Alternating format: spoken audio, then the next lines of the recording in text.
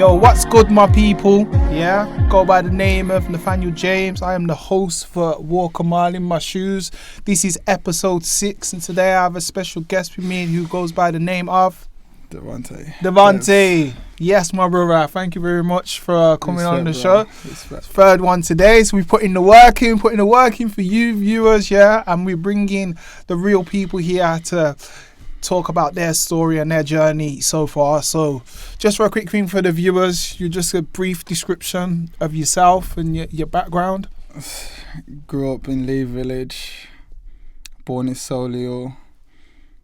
Good youth, turned kind of bad, seen the light from the dark. Okay, boy, that was short and sweet, but that was impactful.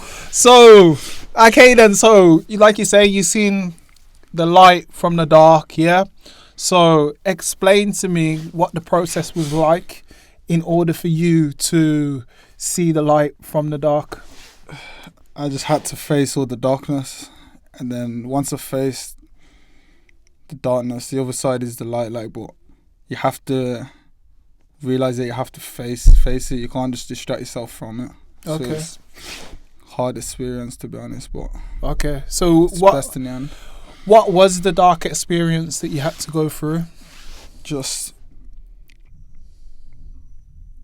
going into dark things, like just getting caught up in certain situations and just letting situations deter me from what I wanted to do in a way.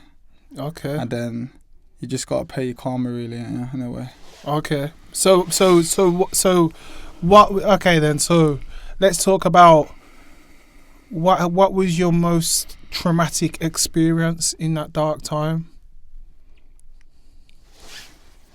I'd say getting stabbed, to be honest. Okay. That was the worst experience. Okay. So when did that happen? I'd say about 3 years ago. 3 years ago. And you okay to tell the story? Is it something that you're okay to touch upon? Yeah, like just certain situations I was involved in. It's like just not analysing situations in a sense, just reading a situation wrong, and then that occurred in a sense. So was it like an argument, or was it a kind of thing? Was it someone that you knew? Like what happened in the situation? Yeah, it's like say someone I knew. It's like someone I knew. Set up situation in a way. Okay. Something gone wrong. Okay. So you was kind of doing something, and basically somebody close to you set you up. No, yeah, basically like that in a way. Okay, so when I say someone close, it was like, but it was just analysing the situation wrong. So I wouldn't say it was someone close to me, but it hit me hard, really. It made me realise how far deeper in a way. Okay, where did you get stabbed? My back. You got stabbed in your back. So did you know that you got stabbed, or did you realise after? Like, because obviously you got stabbed from behind. What was it, a scuffle, or was it a kind of thing like somebody just come from behind you and just stabbed you in the back? Yeah, I didn't really know it happened, to be honest. It was a bit mad, to be honest. It was mad. So did you just pass out? Nah, like I was walking for a little bit, and then I just touched my back, and then I just boom, then I blacked out. And then you blacked out then? Yeah. So was you with people when it happened? Nah, I was on my own. You was on your own? Yeah. So did somebody find you? Nah, like I phoned the ambulance, innit? Okay. Then so you was conscious enough to ring an ambulance. Did you know your whereabouts of where you was as well? Yeah, I knew where I was. Yeah. Okay, so you basically just you rank from what you can, because I'm guessing that it's a bit of a blur, ain't it? Yeah. Do you know what I mean? So from what you can remember is you rang the ambulance and stuff like that, and then you passed out. Yeah. And so what is it? You come conscious when you was in the hospital, or? I've rang the ambulance now. Then I've walked to the bus stop. I just sat next to the bus stop. I just felt myself going, and I just said to myself, like, if this is my time to go, I'm gone. Like, so I just let myself black out. I just accepted the fate. Yeah. And then it was like I just woke up in the ambulance, and I thought, I guess it wasn't that time. You know what I'm saying? Okay. And then, so what hospital did they take you to? I think it was QE. So you went to Queen Elizabeth Hospital. Yeah. And then when you got to the hospital, did they operate on you straight away, or? I think it was. To be honest, I can't even remember. You can't remember? Literally, I just bare drugs in me, and I was just gone. To be honest, I can't really remember much. So, I mean, obviously, when you was in the bus stop, did you have a lot of fear at the time, or was you really just like, I'm on my own, and this is the situation that I'm in, and you just put faith in the higher beings, like just put faith in, you know what I'm saying, that if it's my time, it's my time, if it's not my time. Did you kind of have that, basically what I'm trying to get at as well, did you have that element that you kind of like thought like, if this is my time, it's my time, but if I don't pass away, I'm gonna change. I'm gonna change my life. Like, yeah, it was something along them lines. I accepted it because it was like all in that moment. My whole life, what I've been doing has hit me in the moment. So it's like, fair enough. I know what bad I've did. So now, if this is the badness that comes to me, then let it be in it. So I just accepted it. But all faith in God, I'm still here. Yeah, man. God bless, and I'm happy that you're here to tell this tale as well. So, when you woke up in the hospital, was your parent there? Yeah. Like, what was their what was their response when they see? Because obviously, come on, like obviously, I'm a father myself. Do you know what I mean? And if I was in a hospital and my son like wakes up, you know, I'd like to believe myself that I'd just be like so relieved and stuff like that. But like obviously, as a mum who she gave birth to you, like that just takes it to a whole nother level. Do you know what I mean? So what was the kind of things that your mum was saying to you and stuff? I'll be honest, my mum, like, she was like in a lot of shock. She was happy that I was still here, but it was a lot of shock for her. It was a lot to take, and I could just see it still. Yeah, because she never. I've known you from young, and that's the last thing that I would put in my mind, that somebody would want to stab you. Do you know what I mean? Because you are a good you. Like obviously, like you said, you went off the rails a little bit, and you come back around, and obviously you're here to tell the tale. But that's the last thing that I would have expected to hear. Do you know what I mean? So I could imagine the shock that your mum went through. So that happened to you. And by the grace of God, you're still here. Do you know what I mean? And you've been through that traumatic experience and stuff. Like, when you did come out of the hospital, what were the first things that you'd done to... Obviously, I'm guessing you had to heal properly. Do you know what I mean? It's only a certain amount until they'll send you home. But what thoughts did you have in your head about how you're going to change from being in the dark and coming into the light? I'll be honest, I just went straight back to the dark. Like, I didn't... It's like when it happened, my mindset changed. Then it's like when I came out, obviously I was, for a few weeks I couldn't really move. I was just on my own, hopeless. Thank my family that they helped me through that time. Then it's like the anxiety of life just got straight back to me. It was like, yeah, let's get straight back to doing what I'm doing. I didn't really, obviously in my mind I wanted to change, but my program was still, let's do what I'm doing. So I needed to change the paradigm, really. But why was your program still like that? Was it because that was your only source to make money at the time? Or was it more that you was just knees deep in something and you had to carry on doing what you was doing? I'd say it was the program of, this is the way to do it. Like, it's the easiest way to do it. And then I felt like I had so much weight on my shoulders to do certain things. So I just took all that weight and thought, this is the way to go about it. Kind of left myself. I didn't really self-care or nothing away. So do you feel like you was just like tapping into a bit of a persona? Like, obviously we all have different personas in it, and in order to do different things, you know what I mean? Like you say, I had a good upbringing, but to go out there and do badness, you kind of have to like exert that role. Do you know what I mean? It's kind of like, because it's a balance, in it. You know what I mean? We get light, we get dark, we get good, we get bad. It's always a balance. So even when somebody goes, whoa, bad, you've always still got that element of, listen, this is not you. This is not what you meant to do. But if you're in a situation that, like, just say, for instance, what you got robbed for was off a person, and it was very valuable, and now that person is telling you, you owe me X, Y, and Z. If you don't have a job or no source of income, you might feel that you have to go back to resort to what worked for you and how you made money. Does that make sense to you? Yeah. So do you believe that when you was doing the bad stuff that you was doing, you always knew in the back of your mind that this isn't what I'm meant to be doing and that I'm going to do more, I'm going to change? Was it always in the back of your head that I just need to get a bit more money, or I need to do a bit more and then I can go on to my right path? Or was it a case of you just felt a bit pressured? No, it was always, I knew I was going to head to the right path. Like, even when I was doing what I was doing, my intentions were still good, but it was like, that just seemed like the easiest way. And from the perspective I've seen outside, like, nothing else made sense in a way. Like, why am I doing this to get such little? It didn't make sense to me. So I just resented that sort of way and just went my own way. I understand. Because that's like what people need to be careful of, because if you're on road and you're making a certain amount of money, if a job opportunity comes up, like I say, yo, bro, I can get you a job in such and such, and you say to me, yo, how much is it? How much does it pay? Oh, £7.99 an hour. Why am I gonna do that, bro? I could make such and such the monthly wage that you're telling me. I can make that in a week on the road. So why am I gonna do that? Was that a little bit of an element of that?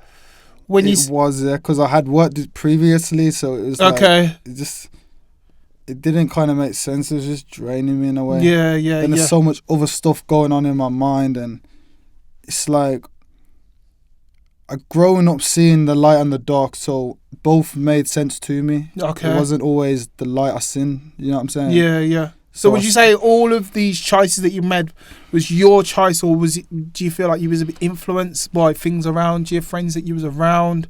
Because it can easily happen. It's easy, like there's so much for you to look at and think, bro, I want to aspire to be that person. Oh, I don't want to be that person because, bro, it doesn't really pay to be a good person, but I see people doing bad and they're flossing, they're doing X, Y, and Z. Like that is always out there, and then it's about you having the willpower then. Do you know what I mean? To be like, you know what, all right then, cool, he's got X, Y, and Z, but if he gets caught by the police and then they say to him, well, mate, can you show me the statements of where you got that money to get where, and they can't, and then they get it seized, is it worth it? All that 5-10 years on the road making dirty money, if you get caught and they take that money away from you, them 10 years, was it worth it? Whereas if you got yourself a job, a career-based job, and it was paying you, let's say, 25 to 30k a year, but in them 10 years, do the math, do you know what I mean? You would have made, and nobody can come and take your stuff off you. No one can come in your designer wardrobe and take all your stuff because you can't show where it come from. Do you know what I mean? So a lot of the time, this is where I feel like people get it mixed up because they think, oh, it's as quick as it come is as quick as it can go. Do you know what I'm saying? So that being said, what was the turning point for you? Because obviously you said you got stabbed. That wasn't enough for you to think this life ain't for me. What was the major turning point that made you think, nah, I need to definitely go to the light more because I don't want to face this consequence? Going jail, it was just too draining. It was just like being around so many. It wasn't what I thought it would be beforehand. It was just a lot of people acting in a sense. So I thought, okay, if people are acting this, then I just looked at myself and thought, it doesn't make sense. I can actually do what I feel, you know what I'm saying? Yeah. You know, when you're stuck in one mind frame of, yo, road, for example, that's what you're stuck in. Like, I was stuck in that mind frame. And when I went there, I just thought, it's a lot of acting. Like, there's people ain't as making it out like they really are. It's just, it's a whole game like it is a game, you know what I'm saying? Yeah, of course. That happens a lot. So your experiences inside, that was an eye-opener. You might have thought that, yo, these guys who act like they're serious on road, they're now in jail and they're devastated, they're missing, they're crying, they don't want to come out of their cell, they're missing out on a lot of things that's going on the outside. So by seeing that, was that like a realisation to you then? Like you actually realised? Yeah, like it made me realise we're all just the same, innit, in a way. Then from there, I started to do positive things in a way while I was in there that influenced my mind in a way. Okay, what kind of positive things just did you do? Started reading and gaining more knowledge and understanding other people's perspectives and just understanding that my life I've been living is just, I'm just living in one box, but it's infinite boxes. Yes. Thank you for saying that. That is powerful. That's powerful. So, how long did you do in jail? 18 months now. 18 months, like the full 18 months, or you had to do half? Yeah, 18. You had to do 18 months. So how old was you when you went in? I feel like 22. So you was 22. Okay, so it was a very, very, very young age. Like, in terms of your support network, did you have anybody supporting you through the time when you was in jail? Yeah, friends and family, shout out them. Okay. That kept my mind right in a way and showed me stuff I should be gauging into, get my mind in the right place, you know what I'm saying? Okay. And I would say it started from that. That's nice to hear that you had a really positive and uplifting support network, because a lot of people, they don't. And that's when they feel alone. That's when they start having a lot of resentment, because they think, yo, when I was out on road, I'd do this and that for you, and now I'm in jail, you've forgotten about me. Do you know what I mean? And it's kind of, but at the same time, what I think is that obviously everybody makes a choice, they have a consequence, you have to go in there, you have to do your time. Time don't stop outside for us, but time stopped for you. So in terms of you wanting everybody to be there and supporting you, sometimes people are working, they got a family, they're working on a business, Just gotta accept it, really. they gotta accept it. But a lot of people start having resentment, like you never shouted me, oh, you said free me online, but did you send me any money, and do you do whatever, you send me any pictures, like, yo, you didn't do nothing for me, but if you send me in a USB, you didn't do nothing for me. Then they come out with a chip on their shoulder. But at the end of the day, I'd say to a lot of them that are sitting in there worrying about everybody else, they need to kind of take a leaf out of your page where you was like, right, this is my time to sit down here and do self-development. So then when I come out, I can be a reformed character and change my whole life around. So how did you, so your life, you got to experience being caged up in jail. And you've experienced your free will out on the streets. How did your time in jail change your perspective of just appreciating that? I'm guessing you appreciated more of the smaller things when you come back out that you probably might have overlooked when you was out the first time. Definitely. So what changed in your perspective? The biggest change was realising when I come out that I still wasn't free, you know what I'm saying? It was like, yeah, I was in a box, and now I'm just still in a box, but it doesn't look like a box. You know Okay, yeah. I just realise, like, Yeah, I I'm still in a understand. box. Yeah, You know I what I'm understand. I completely relate to that. So, away from that, yeah, thank you for your honesty and being open with that, because I feel like a lot of viewers, especially the more younger, impressionable ones, who might deem jail to be like, I don't know, some playground or somewhere where you go down there and you meet man them and you come out and you get on the music thing. There is a lot of that. There is a lot of that. It's like school, it's fun, but it's not somewhere you want to go. If you Okay. go there, you'll have good experiences, but it's not somewhere you want to go to have that experience. Yeah, because you could get that same experience out on the roadside, or just, you know what I mean, doing what you're doing with your friends, or if you plan to do something. So you came out, yeah, and obviously, like you said, your perspective changed. The main thing, a lot of things changed, yeah, and you've elaborated on the main thing. But then to now, so how old are you now? 25. So you're 25 now, so it's been 3 years since you was in jail. Although you got locked up in 22. So how long have you been out for now?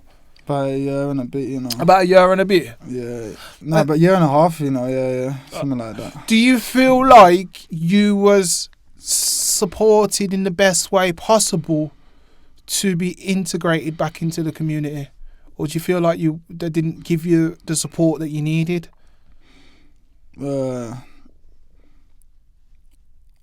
I'd say I don't really expect much from them, or the system way in a way, so I don't really expect much, but because I didn't really expect much, the stuff they did, it helped in a way, but You probably appreciated it a bit more as well, like, innit? I wasn't expecting anything from them, so when they do one minor thing, it's like fair enough. Yeah, you're but happy. If your expectations are high, then nothing is good, you know what I'm saying? Yeah. No, I completely relate to that. So now you're out, you have your free will. Like, names, what are some of your interests now? Oh no, sorry, away from that.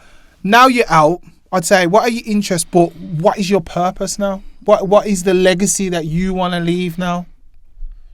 I just want to leave an impact on a way, like just help people in a way. Like that's all it ever was, but now it's just the same way, but more because I'm more in tune with myself. I can help other people in ways that it wasn't before. Before it was like help people just with financials, but now it's you can help anyone in any other way. You know what I'm saying? Yeah. So what are the things that you have planned, or what are the things that you really want to do? Obviously, at the moment, I understand we're in the pandemic and that, but just that aside, when the pandemic's over, what are the goals and aspirations that you've set to be able to help people now? What are the things that you've got in your mind, the little ideas and stuff like that? I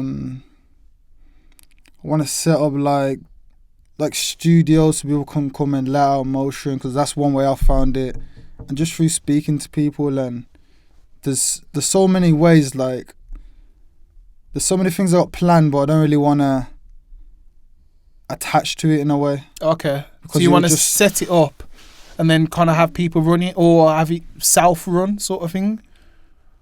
What do you mean, like you don't want to attach yourself to it? Meaning that you have things that you want to do as well? Now, there's so much things I want to do to help people, but I don't really attach to the things I've got planned in my mind, because if I attach to it, then it's like I have to do it. But if I just have the thought in my mind, when I come across the materials to get that into the physical, then it can work in a way. But if I just start planning, then it's more anxiety, and anxiety is already too high. Putting more pressure on yourself as well. Yeah.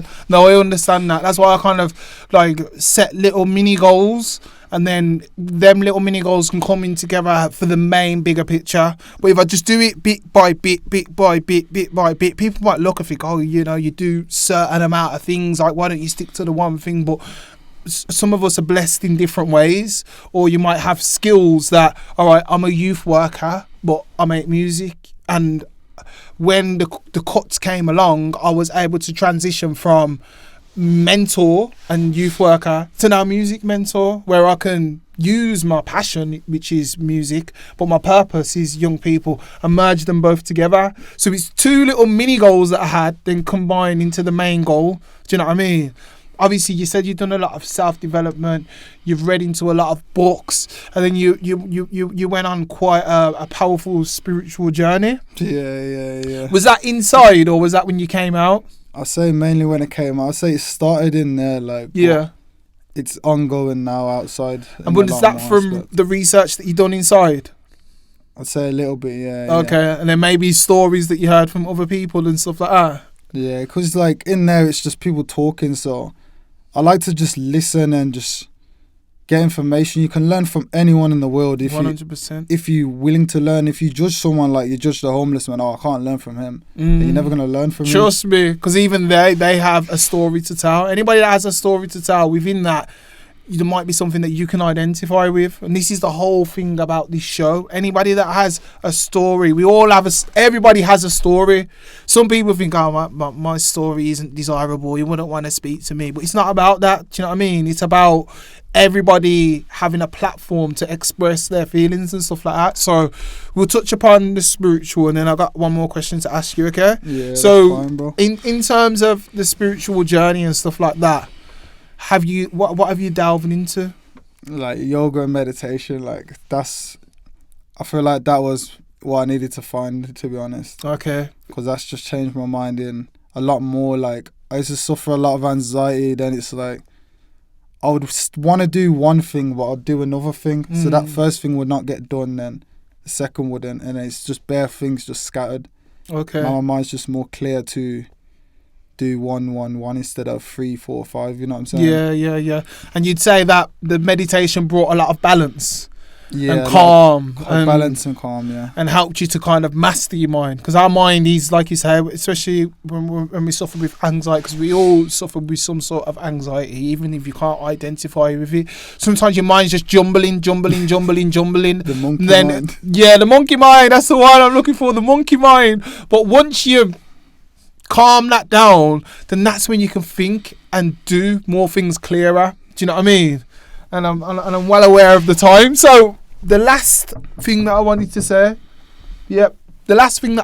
say, was,